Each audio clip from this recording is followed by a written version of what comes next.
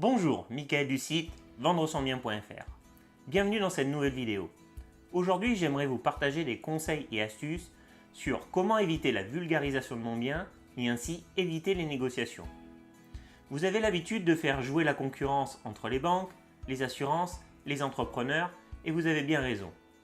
En revanche, faire appel à plusieurs professionnels de l'immobilier pour vendre votre bien est-il toujours efficace et augmente-t-il vos chances de vendre? Un acheteur ne s'arrêtera pas au premier professionnel. Il ira en voir plusieurs.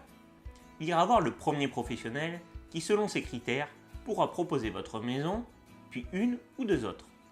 Ce même client va donc aller voir un deuxième professionnel qui va lui proposer une ou deux maisons et la vôtre. Puis encore une fois, ce client va aller voir un troisième professionnel qui va lui proposer une maison, puis la vôtre. Résultat, les acquéreurs n'ont pas été multipliés. C'est le même client qui aura vu plusieurs fois votre maison, présentée de manière différente, avec des surfaces différentes et surtout le plus souvent à des prix différents. Quel message donnez-vous à l'acheteur? Les éventuels acquéreurs pourraient penser que le bien visible dans plusieurs vitrines ou sites internet, à des prix différents, net vendeur identique mais les honoraires d'agence ne sont pas les mêmes, a du mal à se vendre. Cela le rendra négociable aux yeux des acquéreurs. Avez-vous déjà vu un commerçant exposer deux fois le même article dans la même vitrine à deux prix différents?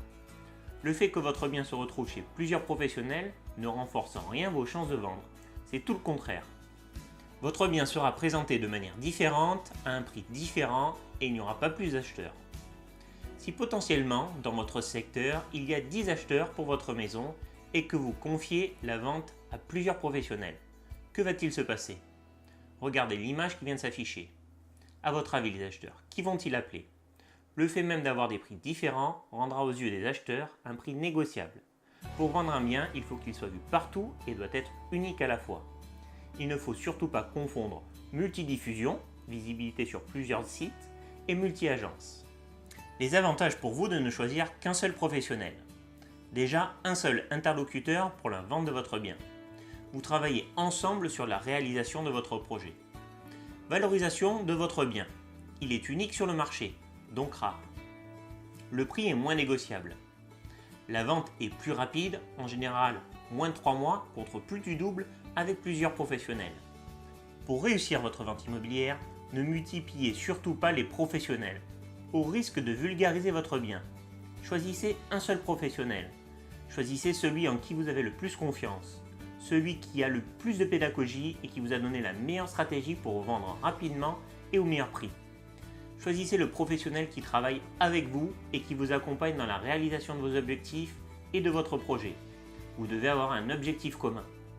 La vente d'un bien immobilier est un moment important de la vie et il vaut mieux être bien accompagné. Voilà, nous arrivons à la fin de cette vidéo. Vous savez maintenant comment éviter la vulgarisation de votre bien et ainsi éviter les négociations en ne multipliant surtout pas les professionnels de l'immobilier.